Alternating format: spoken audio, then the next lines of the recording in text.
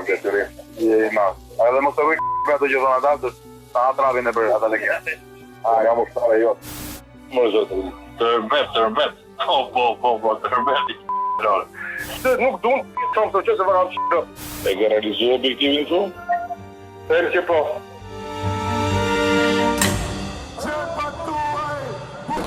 Këto përgjime tronditën politikën shqiptare qershorin e këtij viti. Një qytet verior u kthye në epicendrën e lajmeve për mediat botërore. Kanë kaluar 3 vite, por deri më sot nuk ka asnjë hetim, asnjë të arrestuar në flagrancë dhe asnjë të dënuar. Çfarë ndodhi me zgjedhjet e pjesshme të Dibrës?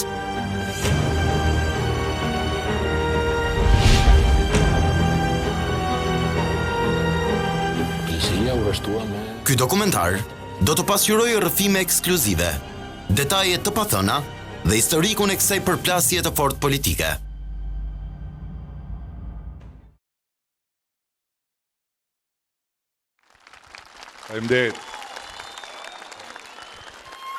Ky është Shukri Xhelili, kandidati për kryesimin e Bashkisë së Dibrës. Ai ndodhet në një miting elektoral ku premton ndryshime të mëdha për qytetin e tij të lindjes. Për Bashkinë e Dibrës. Dhe besoj se do të bëj ato që duhet për të shkuar në drejtimin e duhur. Fati i tij politik do të ishte i shkurtër. Por ne po e pasqyrojmë aktivitetin e Xhelilit, sepse këtu nis zanafille një përplasje të fortë politike brenda majorancës së asaj kohe. Pak muaj përpara zgjedhjeve bashkiake të 2015-s, Edi Rama dhe Ilir Meta pësuan krisjen e parë mes tyre për shkak të ndarjes së tepsisë politike. Të dy liderët e së majtës e akuzonin njëri tjetrin për thika pas shpine se po sabotonin koalicionin dhe fushatën zgjedhore. Në Dibër, prezenca e LSI-s ishte pothuajse inekzistente. Unë kam kuptuar se vërtet Dibra ka patur nevojë për ndryshimin. Shukri Xhelili fiton zgjedhjet në 21 qershor 2015 dhe divergjencat në koalicionin Rama-Meta thellohen akoma edhe më shumë. Ky ishte vetëm fillimi. Pa kaluar asnjë vit, fundi politik i Shukriut do të ishte fatal. Kiron. Kamos. Anë që bëshit? Jo të rotë bëshit. Seks. Një video përgjim shfaqet në një televizion në 12 maj 2016, ku kryebashkiaku i Dibrës i kërkonte favore seksuale një vajze të re në këmbim të një vendi pune.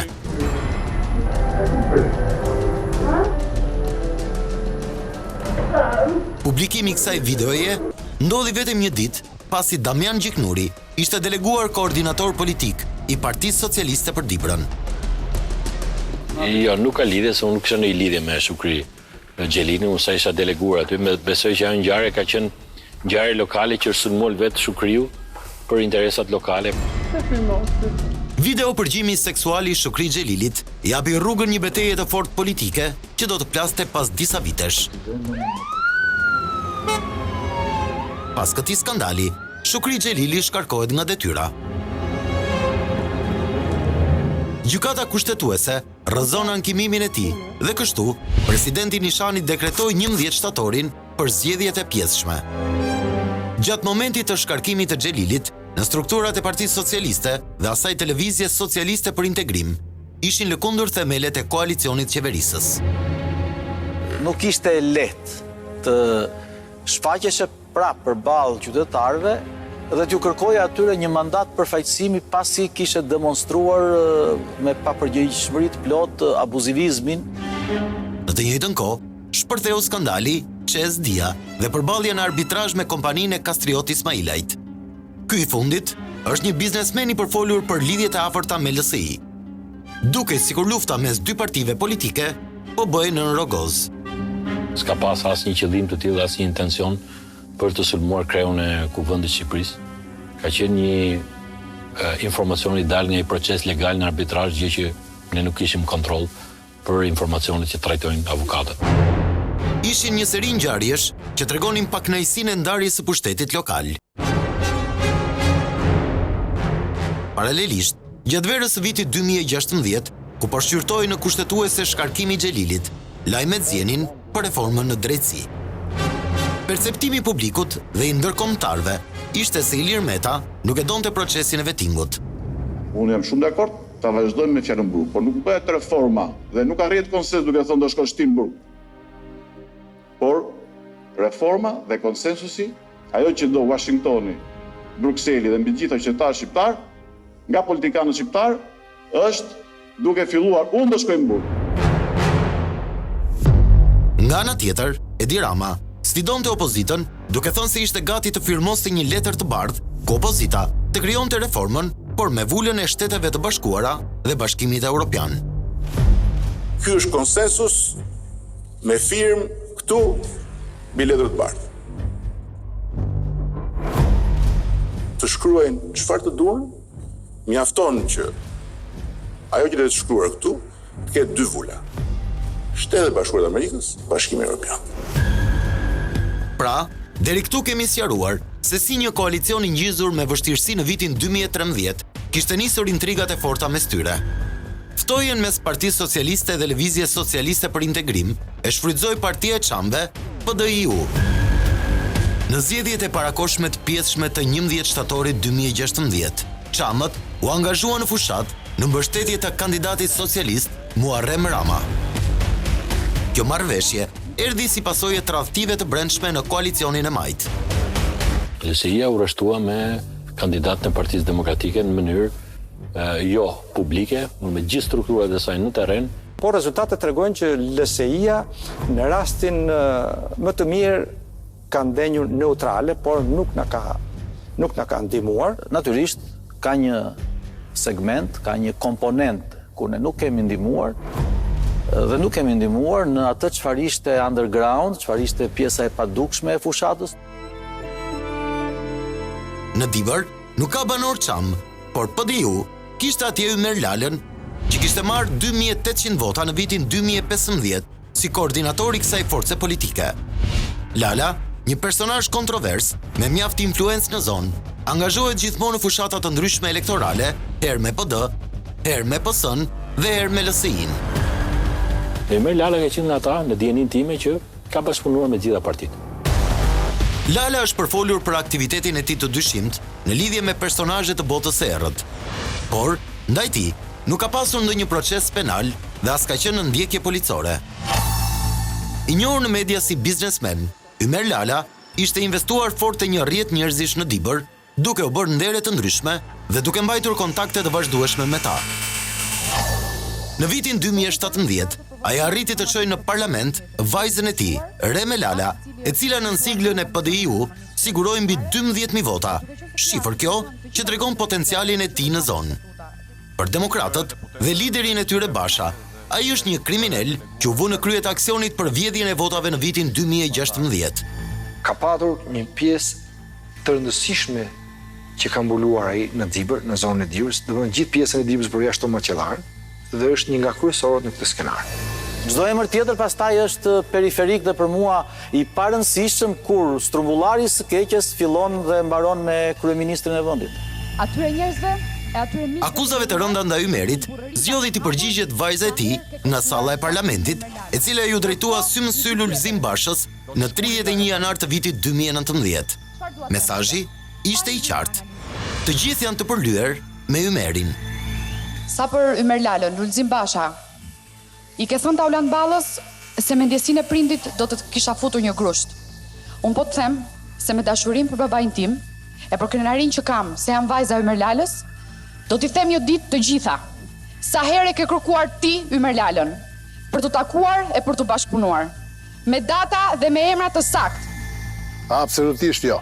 As nuk ka pasur ndonjëherë marrëdhënie me Partinë Demokratike, se po t'ishte ashtu, nuk do dilnim ne të parti denonconim ato që ndodhen në Dibër. Edhe Partia Demokratike ka tentuar të bashkëpunojë me Ymer Lalën për zgjedhjet vendore në Dibër. Pra ka bërë ofertat e saj. Kontaktet e Ymer Lalës me eksponentë të opozitës nuk kanë munguar. E kam takuar Ymer Lalën 2 herë në praninë të deputetit Aqif Rakipi gjatë kohës që dilim nga komisionet, që kemi qenë me zotin Arkipi. Unë e njoh personalisht atë, por asnjëherë në të gjitha angazhimet politike, publike, ky njeri nuk ka qenë i angazhuar dhe i përfshirë në veprimtari politike. Në fushatën e vitit 2016 në Dibër, demokratët kërkonin të ishin fitues. Kjo për dy arsye.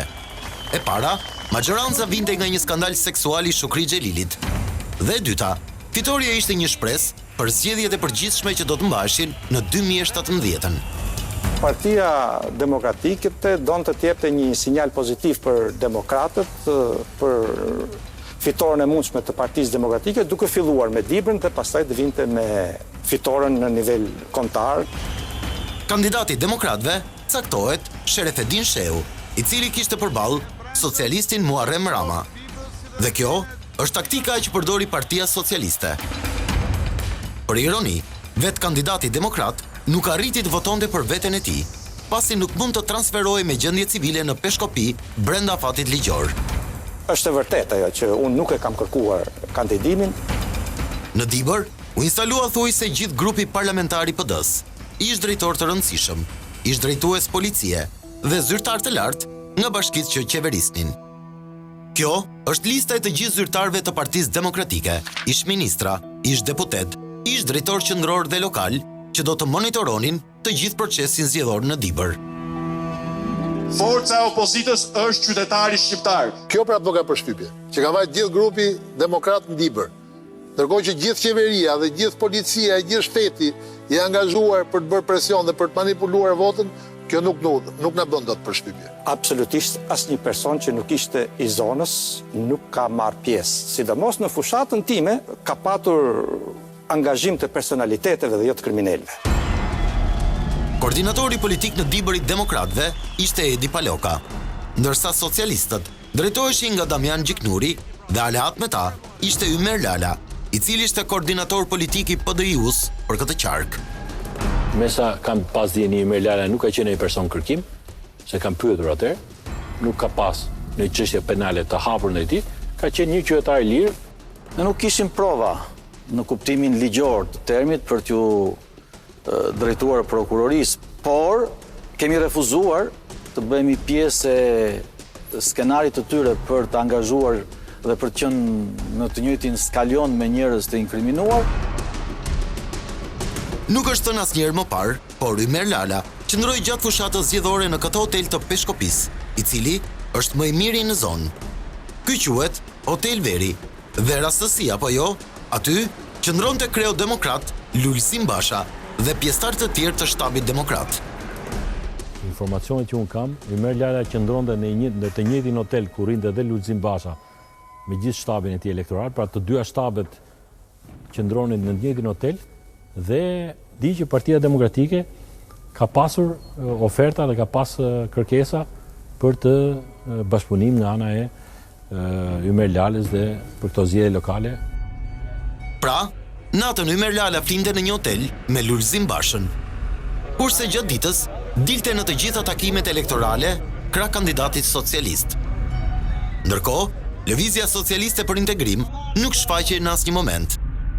Ne vinim re që në ofertën tonë për bashkëpunim strukturor, institucional, ata shfaqeshin indiferent, nuk kishin konsistencën dhe seriozitetin që meritonte ky lloj angazhimi dhe bashkëpunimi.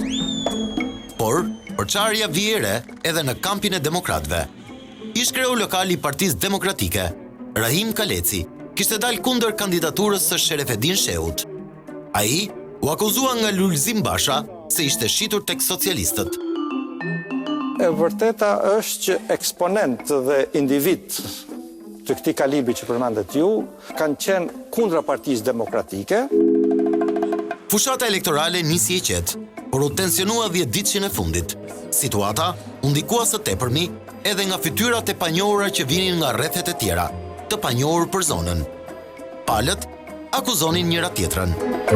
Nuk më rezulton që establishmenti politik i Partisë Demokratike që kanë drejtuar fushatën në Dibër mos ketë patur persona me probleme ose persona në konflikt me ligjin. Ne pas kemi pas personat inkriminuar dhe gjithë shteti i tyre që ishte aty, as nuk i pas ka evidentuar, as nuk i pas ka kapur. Pse nuk i kapi shteti? Në 1 shtator 2016, pra 10 ditë para zgjedhjeve, opozita do të padiste thuajse të gjithë shtabin e PS-s për akuzën e shitblerjes së votës në kuadër të grupit të strukturuar kriminal. Ne denoncuam gjithë shtabin sepse kishim dhëna nga për gjithë. Organizimi ka qenë duke filluar nga Koka tek Edi Rama, tek Damian Gjiknuri dhe deri tek militanti më i fundit. Përgjimi vetë duhet pasoj një provë tjetër para tij. Unë nuk di që provë të kem patur krimet të rënda të kanë regjistruar kazusin, mbi të cilin kanë realizuar pastaj përgjimet grupore apo individuale, ndaj siç rezulton të paktën nga pjesa e zbuluar në media, vetëm një KO të karakterit politik, duke situash imunizuar KO tjetër. Kjo për mua mban erë të karakterit të keq profesional. Sipas demokratëve, skema e shitblerjes së votës përfshinte edhe grupe kriminale që kultivonin kanabis.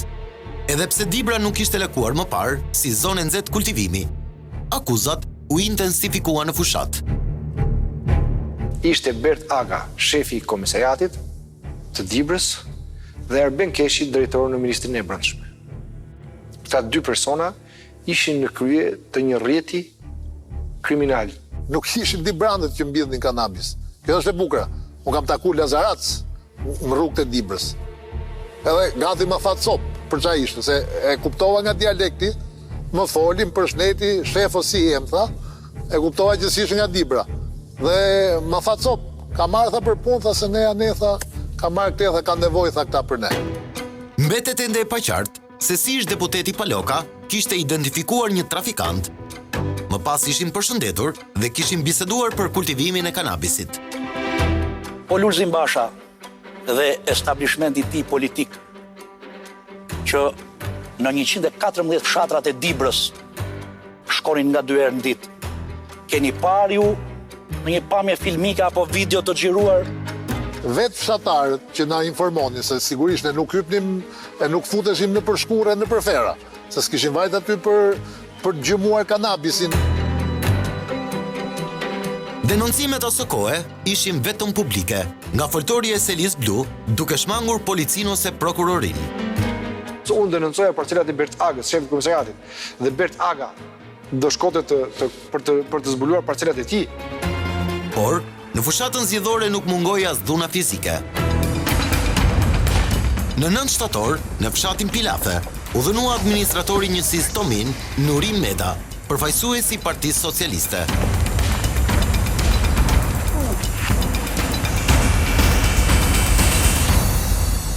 Demokratët e cilësuan rastin si reagim të qytetarëve ndaj një pjesëtari të grupit që blinte vota. Edhe më kanë njoftuar kryetari i Partisë Socialiste të rrafit, sot Jafri Mikli, thotë me merr në telefon dhe më thotë Nuri, thotë kam të dhëna, thotë që në fshatin Pilafe ka huj kundërshtar, ka huj djathtë, po shpërdan lek. Nuriu thotë se kishte njoftuar edhe grupin e gatshëm që kishte mbërritur në vendin në fjalë. Kam ardhur në këtë fshat, edhe thjesht gjeta një 2-3 vetë, sa mund sa pse ka ardhur. Thash vallai veç ardha, thash njoftuar, thash i kryetar njësie dhe sekretar partie, që kështu, thash djoja. Po ju s'pasi asnjë gjë, asnjë veprim, asnjë gjë. Atëherë mund të largohem natën e mirë, thash edhe u largova nga ato. Meda ishte një prej personave që Partia Demokratike kishte kallëzuar penalisht për blerje votash. Prezenca e policisë duket se ka acaruar personat me të cilët Nuriu komunikoi. Tu mbrapa meje kanë dalë rreth një 50-60 vetë që nuk i njifsha, vetëm njifsha njëri nga ishte nga Brezhdani, një dritan se lishte, një agron kulishi, ishin ca tjerë, nuk i njifsha me sa të drejtën, edhe i thash që mos na ndodhe një gjë se e papritshme dritani. Ka luajtur mua edhe në këtë moment turma e njerëzve më ka rrezu për mbi këtë. Edhe kim ka kafshu gishtin. Edhe sot kam dhe sakat gishtin. Policia shoqëroi disa persona për ngjarjen, por askush nuk qëndroi prapa hekurave. Gjatë natës, duke gdhir dita e zgjedhjeve, ndodh një tjetër incident. ish drejtori rajonal i tatimeve, Dionisi Meraj, aktualisht kryebashkiak i Dibrës, denoncon ish deputetin Flamur Noka se ka kërcënuar me armë. Flamur Noka nuk ka prekur armë me dorë që nga shkolla e mesme kur bënim zbër.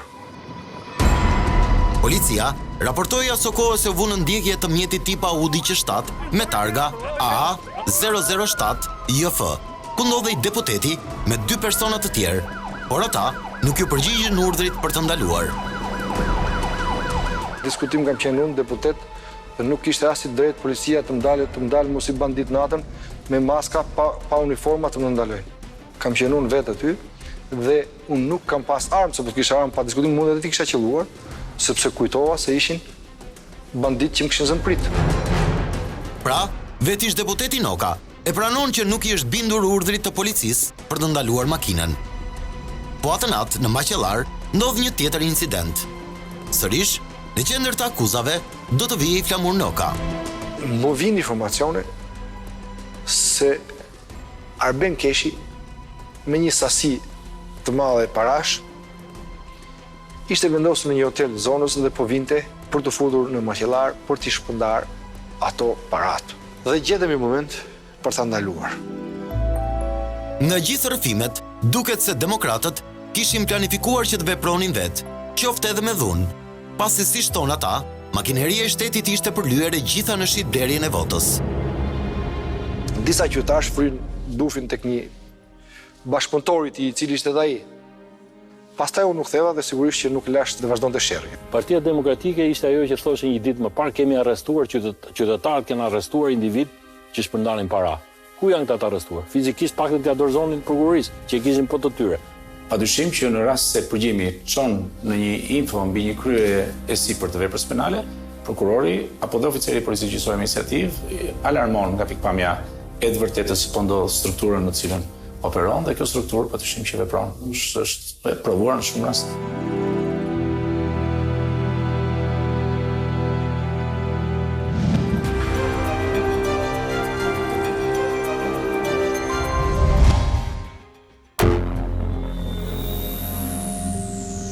Top Story sjell për herë të parë dëshmitë e personave të kapur në përgjimet për shitblerjen e votës. Do të ndalemi te incidenti i Maqellarës, aty ku mori vëmendje të madhe publike. Do të analizojmë të gjitha sekuencat e përgjimit dhe fillimisht po e nisim atë të kryeministrit Rama dhe Arben Keshit. Shefi, ama, si duket?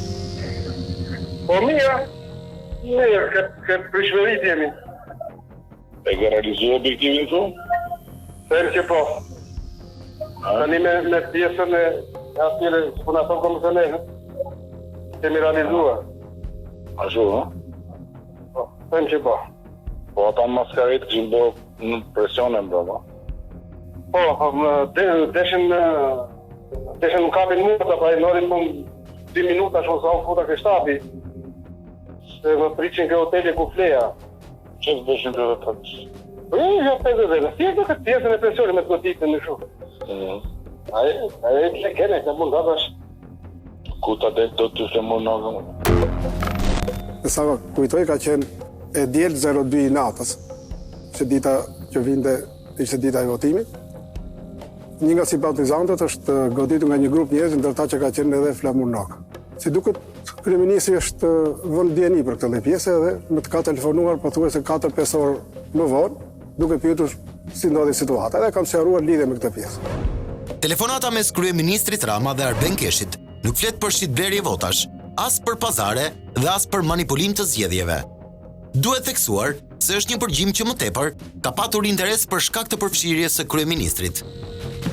Në këtë periudhë kam qenë punonjës i qendrës viktimeve të trafikimit këtu në Tiranë, e cila varet nga Drejtoria e Shërbimit Social Shtetëror, që nga viti 2011 deri në 2017 unë kam qenë jashtë radhave të policisë. Edhe në këtë rast me kërkesën time. Pasi në 2011 kam kandiduar si proprietar komune në njësinë administrative Maqellar, aty ku jam lindur dhe rritur. Në 2013 po të njëjtë njësi, kam qenë në listën e kandidatëve për deputet. Njifem, asa mund njifet një kandidat me kryetarin e partisë apo sot kryeministri. Komisioneri ke pas top, ha? Po. Po, ka pasur një. Ato. Nuk bëj. Inshallah, faleminderit. Kërkohet të gjenden njerëzit më të besueshëm, që mos kemi problematika qoftë të shitblerjes votës, qoftë të anëve proceduriale në procedurale në fletët e votimit. Kjo ka qenë arsyeja e komunikimit. Keshi ishte një ndër personat më të lakuar në përgjimet e bëra publike nga Bild. Kjo edhe për faktin sa ishte pika kryesore e kontaktit në terren me koordinatorin politik Damian Gjiknuri. Shtabi elektoral i Gjësisë Administrative Macellar nuk ka pas asnjë problematik. Të gjithë shtabi, gjithë janë njerëz vendali aty që jetojnë, banojnë, që janë strukturave të PS-s, le të verifikohen të s'kemi asnjë të ardhur nga njësitë tjera të bashkisë Diber. Panë që nuk realizojnë dot 100% skenarin e tyre dhe kërkoni përforcime. Problematik mund të jetë njëri që është më gjangxet, është më i gatshëm për të përballur në një situatë fizike. Kjo është shoqëria shqiptare. Ama asnjë nuk ka qenë aty me qëllime kriminale. Ju dini që të gjitha partitë kanë pas strukturat mbrojtjes votës, siç kishim ne. Kishte edhe Partia Demokratike. Ne kemi ballafaquar zotin Keshi me disa biseda të tjera me persona të pa identifikuar, ku dëgohet se flitet për shumë aparash dhe vota. Ai nuk hezitoi të përgjigjet akuzave publike të bërë nga Partia Demokratike.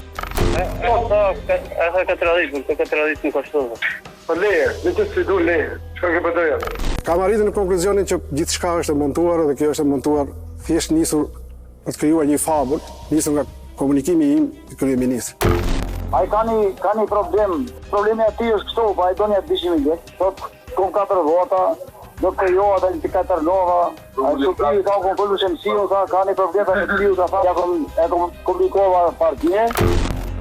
Ai që nuk e pranoi ofertën sociale. Po. Ka shumë gëgu, po thuaj ka e vet. Vetë vet.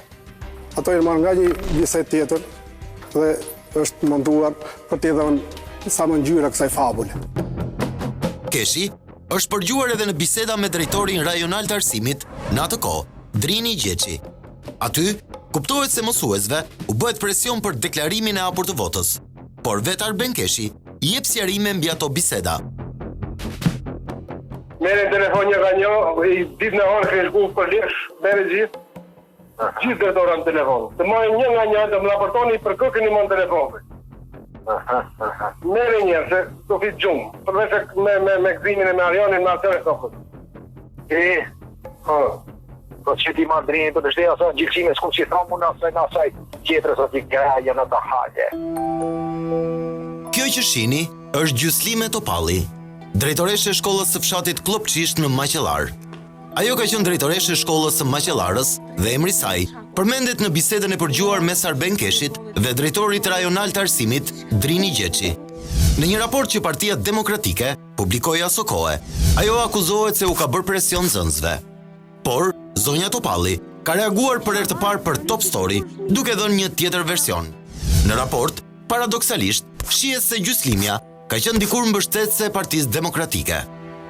Pikërisht u kërcënova nga ish deputeti Flamur Noka në atë kohë për kërcënim ndaj mësuesve dhe nxënësve. Ndërkohë që unë asgjë s'kisha bërë këtë drejtim, asgjë nuk u kisha thënë nxënësve, asgjë s'u kisha thënë mësuesve. Unë i thash edhe në telefon zotit Flamur Noka që hajde të flasim, kudo që t'jesh, takohemi. Zonja Gjuslime rrëfen se ka patur një takim me ish deputetin Noka pas bisedës telefonike. Ndërkohë unë e kërkova në Maqellar, e takova, e sqarova, më sqaroi dhe në fund i thash që më gjej një njeri në Maqellar, qoftë nxënës apo në mësues, dhe unë të them po ose jo se kam aq burrni. Ajo tregon se pas zgjedhjeve e shkarkuan nga detyra. Largimin e lidh pikërisht me telefonatën me ish deputetin Noka, i cili sipas saj gëzonte pushtet pavarësisht se ishte në opozit. Dhe fakt, po të shohish ngjarjet e mëvonshme, unë nuk isha më drejtoresh 3 ditë para se të mbyllej matura shtetërore. Dhe kjo tregon që aksesi i zotit Flamur ka qenë shumë i madh në Dibër dhe PD-ja ka qenë shumë e fortë në Dibër. Ajo çështje është duke hutuar, por me sa di nuk ka pas lëvizje të tilla nga puna dhe nuk ka pas pasojë të asnjë mësues që është penalizuar për shkak të votës. Sot për Dibrën fillon një epokë e re. Kandidati socialist Muharrem Rama fitoi me mbi 4000 vota diferencë. Këtu, fijet e përgjimit kishin arritur edhe në telefonatat mes pjesëtarëve të shtabit, deputetëve dhe ministrave. Entuziazmi është i lartë. Tashmë, arkitektët e fushatës prisnin gradimin në karrierë. Me shefin e malë. Me superlativa për të. Falënderi superlativa. Jo, nga i. Unë po e topa i. Ai është ai që ashtu tregoi historinë e 2001 Ai këton e ke pikët maksimale. Inshallah në realitet do të ngela po 3 vjet. Unë jam larguar, siç e thash, në 2011 nga policia e shtetit. Edhe profesioni im ky është, oficer i policisë shtetit. Edhe kërkoja mas 2013 të rikthehem. Kam bërë kërkesa të jashtëzakonshme dhe nuk jam kthyer. Kjo ka qenë konteksti i asaj. Në fakt, Keshi u rikthye në polici pas zgjedhjeve, duke lënë detyrën e drejtorit të qendrës së viktimave të trafikimit. Sot aktualisht jam pa punë, pasi kam bërë një kërkesë dhe jam larguar vetë nga policia e shtetit para afro 2 muaj. Arsye personale e familjare, po edhe një ngarkesë e madhe nga këto pjesa e përgjimeve dhe vendosja në qendër të mediave për diçka që nuk është e vërtetë. Gjithashtu, është e vërtetë se Arben Keshi është thirrur në shtator të vitit 2018 nga Prokuroria e Krimeve të Rënda, në cilësinë e personit që ka dieni për ngjarjen, por jo si personën e tim. Unë nuk më jam njohur me materialet, apo të disja, apo përgjimet, që mund t'japet një sqarim më të saktë që është e plot biseda ime, apo janë marrë pjesë nga biseda të ndryshme dhe janë vendosur në një kontekst tjetër gjatë bisedës me një person që kam bërë. Ky është Bekim Krashi, një tjetër person që konsiderohet nga opozita si aktor kyç në shitblerjen e votës. Ai sot është administratori i OSHE-s për zonën e Dibrës, detyrë që e ka mbajtur edhe në shtator të vitit 2016. Krashi u përfol në media dhe nga opozita si biznesmeni që furnizon me para shtabin e PS-s për blerjen e votave. Ne kemi si familje, dhe më thënë kemi thjesht një biznes tonin familjar të vogël dhe nuk është një biznes që mund të përballoj fushatat në rezervuar peshku, merrem me kultivimin e trofës. Biznesin e kemi hapur që në 96-ën. Krashi është përgjuar në biseda me ministrin e asaj kohe Gjiknuri, për të cilat ai shpjegon të vërtetën e tij. Në bisedë kuptohet se ai ishte ndër kontaktet kryesore të ministrit Gjiknuri në zonë. Dhe thjesht ka qenë një marrëdhënie mos e shoqëron kuptimin e këtyre marrëdhënieve fushatës, pyetje, interesime. Po Bekim, po e tash fole tani më parë. A çka qenë pjesë e komunave ju për pjesë të mbuluar pjesë e transportit. Ju edhe në shtet pa. Po në fakt me thonë drejtën nuk kemi shumë shteta tjetër, po janë ta zona që duhet i kanë lajmëruar. Ne më listë me do gjona dhe kërkon shtete. Po më rëndoi pa. Po është aludur dhe nuk është vetëm aludur që këto gjëra, po nga blidi është futur në klapa parat, që ka lidhje me pjesën e paratës, sepse nuk edhe logjika nuk të çon që të paktën ministri të shkojë të marrë për lekët e ministrit, është jashtë çdo lloj konteksti. Ato transkriptime të bëra me qëllime tamam të ndyra të atyre që kanë transkriptuar, me zotin Krashi, komunikoj për a janë marrë masat për transportimin e zgjedhësve, atje në klapa flitet para, thuajse do të çojshin kamione me para në i fshat. Domethënë çmendëria të tilla që tani do të ndalemi tek disa biseda konkrete, ku Krashi është përgjuar duke folur për shumë parash në këmbim të votës. Ne kemi përballur atë me këto biseda të bëra publike, të cilat ai komenton për herë të parë. Ka 3 vota. Po. Por ai don diçka më burrë, s'ka bëjmë ne. Atë ai komunikon me ai. Po jam konsultuar pak, po për zotin nuk e di, edhe për fiqëri bashkën ka 2 vota dhe ka marrë thjesht 50.000 lekë ka marrë. Ja? 50.000 lekë. Kështu më tha fiqëriu. Ata mund të nxjerrën nga konteksti sepse po ti shohësh të frazat janë të shkputura. Janë faza të ndryshme, telefonata të ndryshme dhe fjalë të ndryshme me pa mbaru fjalina tamam shkputur të telefonata, po bëhet diçka sipas fjalëve që kanë dalë nga blid. Ja do të thotë. Shoh. 50.000 lekë për 2 vota. Jo, pas nga gjyza që trova që ose gjyza që po. Sa ka? 40 për vota. Ai 100.000 lekë që japim atij që ka 3, hajde. Po, 100.000 lekë. Po, ti që ka 2 vota? Aty i japim 7.000 lekë. 7.000 lekë. Na indi ka 50, ku thot ai, ti që jo. Do të thotë japën 20 tjetër plus. Ata ka pas shumë, po në moment që se ka dhënë 20, japin 20. Po shive tani e bursa duke se janë të abuzuar në punë lekë, o te va mana, por era se lepo sa për me po kana çie ta rrat sa. O, zoti më thoj më tani të fal. Shpejnë për gjë ato. Ha? Po lepo këta të shik këto diskutime me mund telefon sa.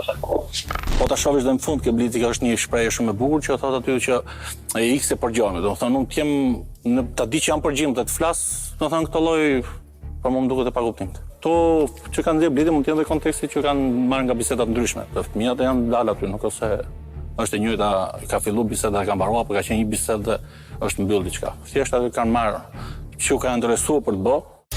Edhe pse është një ndër personat që del në dhjetra telefonata, Krashi ende nuk është thirrur nga prokuroria e krimeve të rënda apo prokurori i çështjes për të dhënë sqarime. Jam gati të përballem dhe me ato që kanë dalë dhe me personat që unë akuzom që sipas blidit që u kam dhënë lekë. Paktën mi ballafaqojnë, mi japin ato telefon, ato diçet apo gjë, nuk jam marrë asnjë pyetje, asnjë gjë fare, vetëm thjesht e kam dëgjuar nga mediat, nuk është se. Në një rast tjetër, Krashi ndodhet me ish ministrin Damian Gjiknuri dhe komunikoi në telefon me shefin e komisariatit të Peshkopis, Robert Aga. Ajo strategjia ime funksionon, po pas vetëm aty. Ai di më të. Ti ke deklaroj komisar politiko. Kjo që ka qenë biseda jeni komisar politik, thotë se janë biseda që bën edhe me shokët, ne jemi miq të dashamirës, një shok, njihemi herët, nuk kanë pas ndonjë qëllim që komisar politika por ka dhënë ndonjë kontribut ai ka thjesht ka bërë detyrën e vet, por gjëra të tjera përgjigjet vet pjesën e vet. Po mo. Shive, ai ke Damian Gjiknurin atë? Sa do të japë telefon, po. Jepja po. Jepja po. O shef, o vërdo, me mramat. Mramat që po, kansie, një tu, një fare, bom, se s'pate besim kjo. Tërmet, i ishte baba bërë, po se di, të zi. I marë. Ik më spojnë që unë bëhajt telefon, qarë, përshëtë. Ka bërë detyrën e një zyrtari policie dhe unë nuk ditë këtë bërë shkelje të detyrës, unë se kam të informacion, dhe ka dalë për të bërë fushat, apo të ketë shkelur, të ketë përdorur uniformën për të tjetërsuar vota. Në një proces zgjedhor, policia e shtetit, në bashkëpunim me Komisionin Qendror të Zgjedhjeve, kanë detyrat përcaktuara për garantimin dhe mbarvajtjen e fushatës. Më ka thënë njërë mua, se i thoshën qa me ndonë si Dibran, më ka thënë doktor Muharremi do fitoj thellë. Shefidin Zhehu i ka dalë boja, nuk e do Dibra.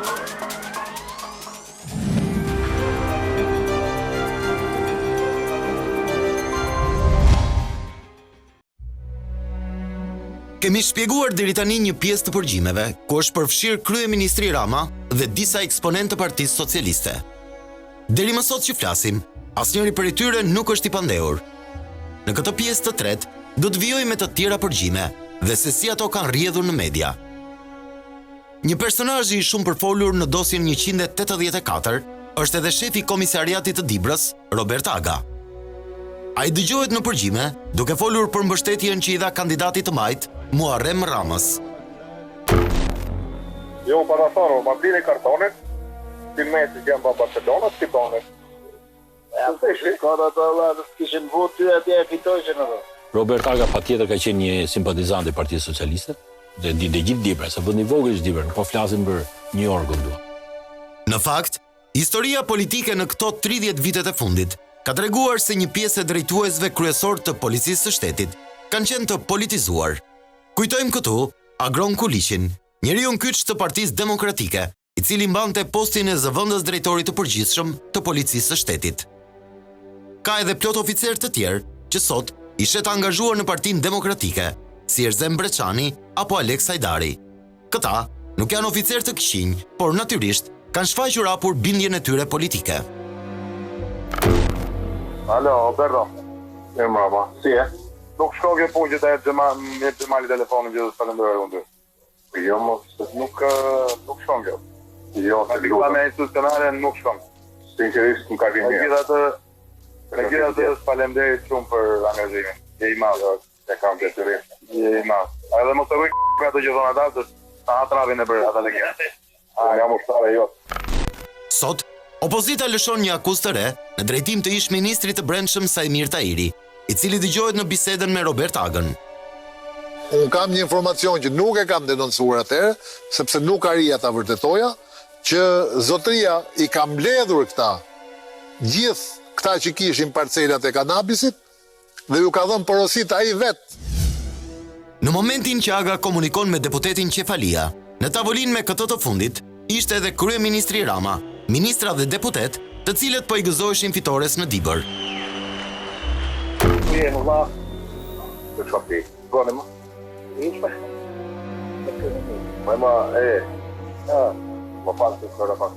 Mo më duhet me shku pak atje.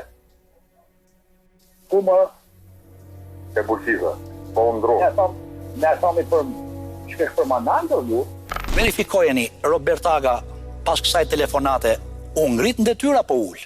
Sepse në dijenin time, Robert Aga, pas zgjedhjeve vendore në Dibër, është ulur në detyrë në mos gaboj on Berat ose në Kuks, nuk e di mirë. Tani, do të ndalemi te disa përgjime të tjera që ka në qendër sërish Tymer Lalën, atë që konsiderohet si njeriu kyç i fushatës në Dibër. Sipas opozitës, njeriu që organizonte gjithë skemën e shitblerjes së votës dhe presioneve ndaj qytetarëve ishte pikërisht Lala. O dhe, kidege fikë që kanë dhe në atën këshu, kurse sot mund të dalë një vidi që është me likë në përdur. Ke vërësysh? Në ta është aty si vepron policia, ta bënë mas vidjes. E takove, fole. Se mora i të nëmi. Jam është të prove. Po kështu sa dhe e, mos arroj Ne i kërkuam një prononcim vetë Tymer Lalës për ta pyetur në lidhje me bisedat që janë përgjuar, akuzat publike ndaj tij, por edhe ftesat për bashkëpunim nga kreu i Partisë Demokratike. Fillimisht u tregua i gatshëm që të fliste, por më pas, në mënyrë të beftë, refuzoi të ishte pjesë e intervistës. A i të valë të shroga si e ke punë? Uje, vale të mëtnave. Po sa shpjë pipkave dhe është komplet njëzit që da kështot monitorimin e centrave. E ploska, mos më lënë. Ja, kjo është prap një transkriptim i ndyrë i qëllimshëm vetëm për të bërë pis procesin, për aty flitet për monitorimin e qendrave të votimit, se si do ndaj monitorimi i qendrave të votimit mes dy shtabeve politike për të bashkuar forcat. Ata i proces normal elektoral, ku ai thotë unë kam njerëzit këtu, a do vish të zyrat e shtabit që të ndajmë pak a shumë të ndajmë njerëzit. Ka patur 30 tendra në një muaj, periudhën korri gusht. Çfarë tendrash do ndaheshin të zyra me ca njerëz të prezent? Se ma thua se tendra ndahen sikur janë tendrat një thes me çokoladë dhe po i shpërndake atje. Damjani ishte shef shtabi, në fakt, për rilindjen, po shefi ishte Ymer Lala. Edhe Damjani ishte në urdhat e Ymerit për atë pjesë. Asnjëri nuk ka qenë në urdhat e njëri tjetrit, ka qenë një proces normal bashkëpunimi mes aleatëve në zgjedhje. Ish ministri Gjiknuri thotë se me Ymer Lalën nuk ka pasur miqësi personale. Sipas tij, ka qenë i detyruar të bashkëpunojë me të si koordinatori një partie aleate në fushatën lokale të Dibrës. Po zotëri, tërmet. Po, tërmet. Jo, ta kemi po vetë tërmet pas. Po më shkruta i robi. I sa shkuna po flenë gjumë, shkjo bërë, ta jam habit, kërse gjumë, ta jam habit. Ta jam habit me se listën e me luzni. I sa që pas ka vjohë, ta vjanë qektojnë e më nga afër. Tërmet. E vetme që ka gjë që ka dalë aty, fatkeqësisht, në i fjallori pa përshtatshëm, privat, siç masët diskutojnë, se unë nuk po flisja me profesor aty, po flisja me njerëz në i terren në Dibër, isha vajtur për të organizuar një fushatë elektorale dhe për këtë i kërkojnë ndjes publikun nëse ka ndonjë fjalë të papërshtatshme. Kontaktet e Ymer Lalës në nivelet e larta të politikës janë fakt, ashtu si disa politikan e kanë pranuar vetë. Referuar audiopërgjimeve, është thënë se ai ka mbajtur takim deri me kryeministrin Rama. Shisa kaj bab loku i mos. Është dola. Po çesh me çifin parës? Ti mos harroj leshin për asnjë gjë. Unë? Po hajde visa tani flasë, po.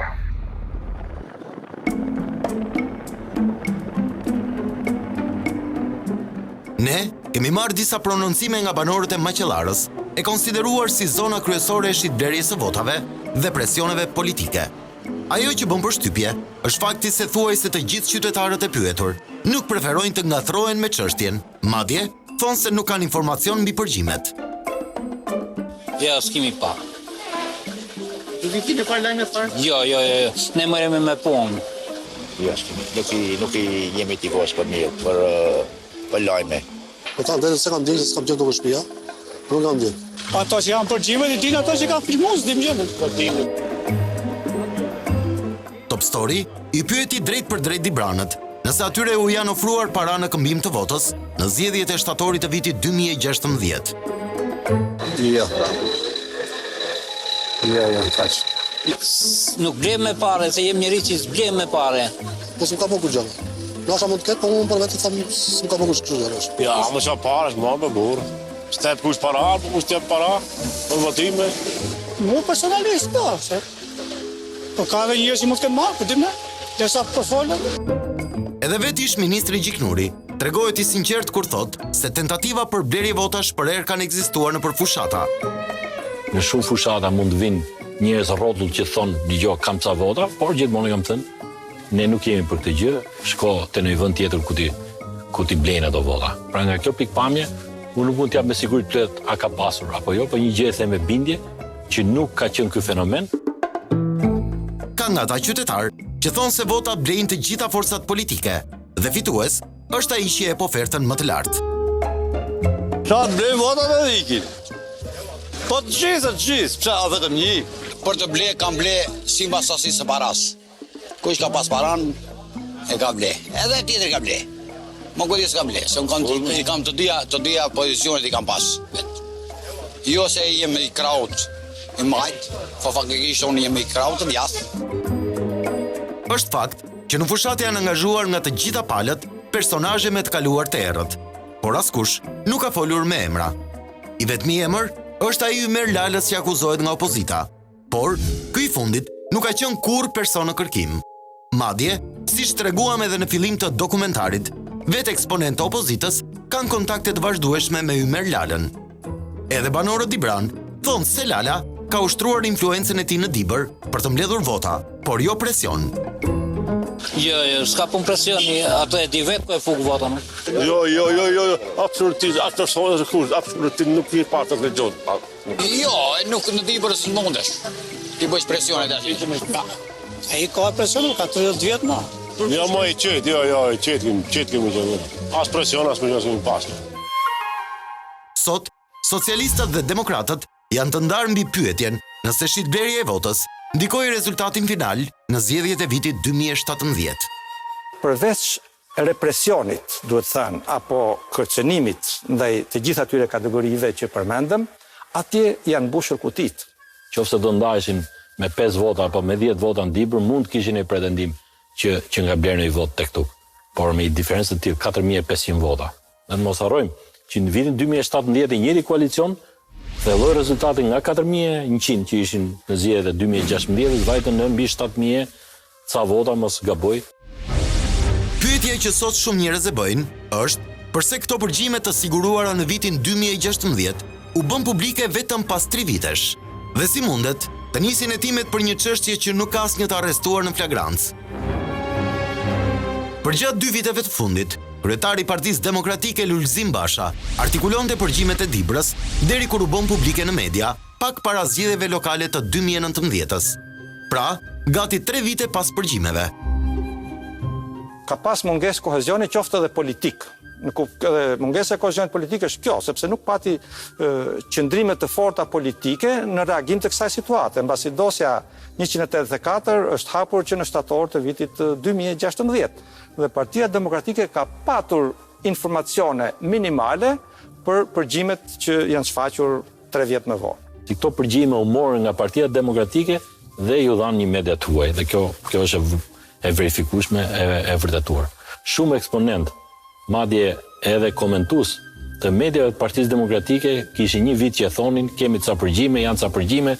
Ne kishim informacion jo nga prokuroria shqiptare, jo nga burimet shqiptare, ne kishim informacion pikërisht nga burimet jashtë. Se nga kush e si Këtë nuk jam autorizuar ta them unë. Nuk janë se janë realizuar këto akte nga autoritetet huaja që shpesh herë në teori konspirative operojnë në këtë vend. Tani do të tregojmë se si nisën këto përgjime, si përfundua në media dhe çfarë pritet të ndodhë me dosjen. Këto janë detaje ekskluzive të pasqaruara deri më sot. E gjithë saga nis në 2 shtator, kur koordinatori i Partisë Demokratike, Edi Paloka, kallzon socialistët për blerje votash. Këtë kallëzim, Paloka duhet ta bënte në prokurorinë e Dibrës, por ai shkoi në prokurorinë e krimeve të rënda dhe ndryshoi akuzën. Dhe kjo e ka një arsye.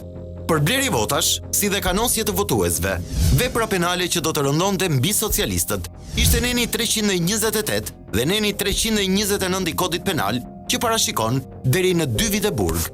Pra, kundravajtja penale nuk mund të ishte objekti krimeve të rënda, dhe por rrjedhoi nuk mund të nisnin përgjime ndaj personave të implikuar në blerje votash.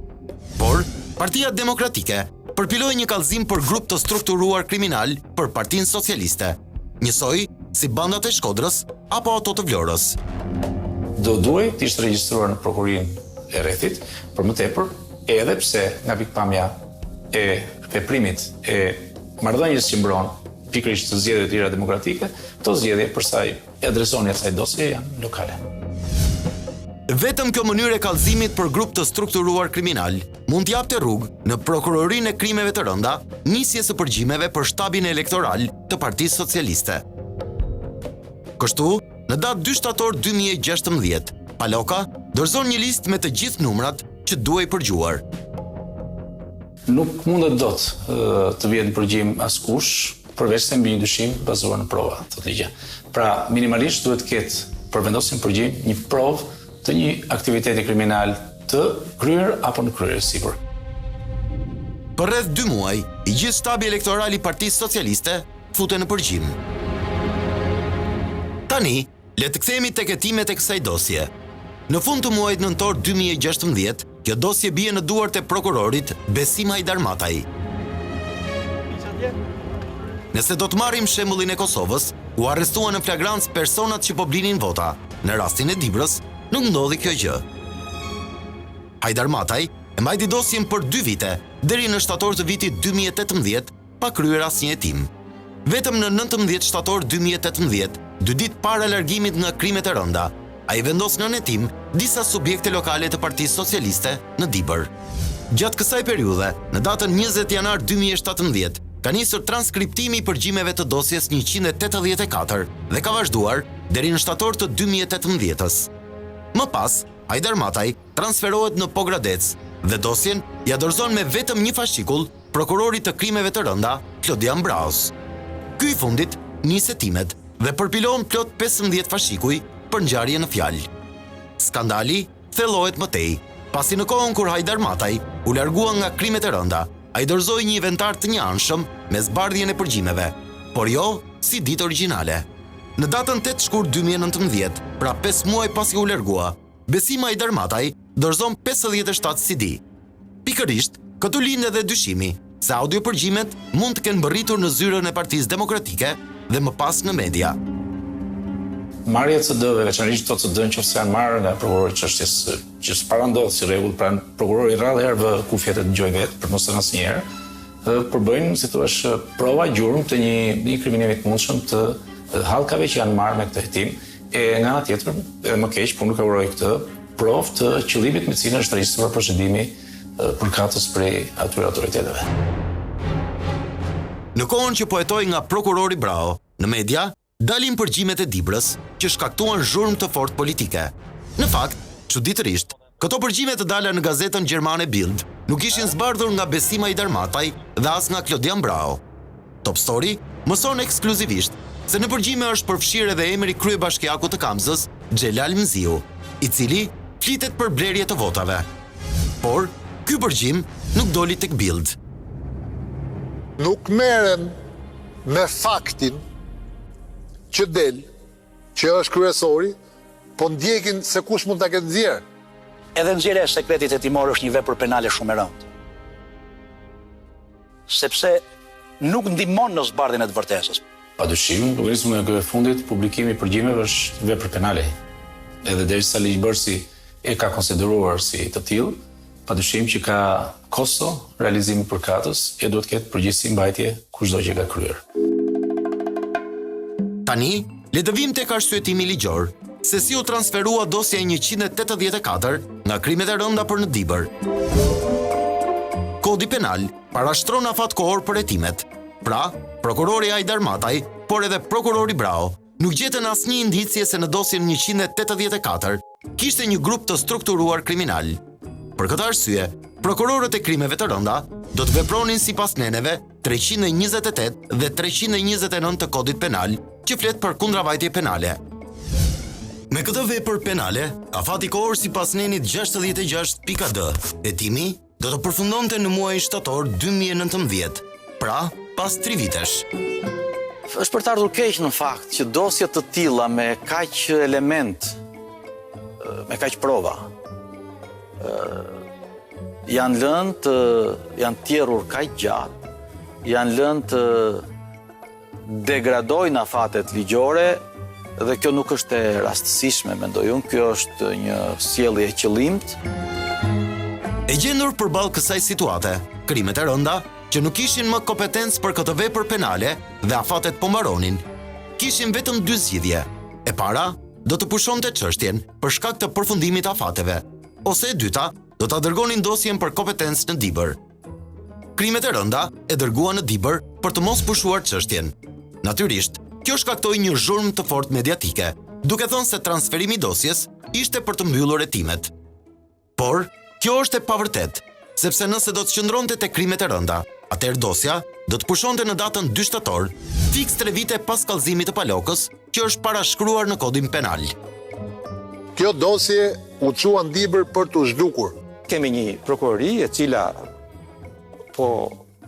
jo vetëm që nuk ka reflektuar, por po e thellon gabimin me transferimin e dosjes në Dibër, kur thuhet nuk ka bashkëpunim, pra është gjëja më qesharake, sepse këtu kemi një grup të organizuar.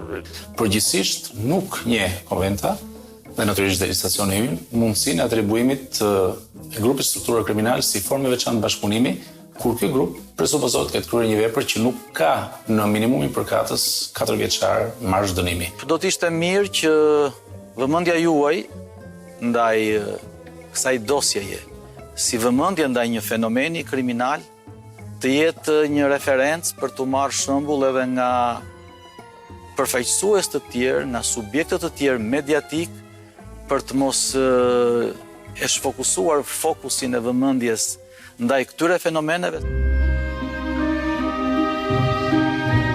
Kjo është historia e dosjes Dibra 184. Top Story grumulloi të gjitha faktet rreth hetimit. Por, histori me përgjime dhe blerje votash është një fenomen që ka qenë i pranishëm në çdo zgjedhje në 30 vitet e fundit. Dhe për këtë, fajin nuk e kanë individët, por sistemi, që është ngritur nga kjo klasë politike.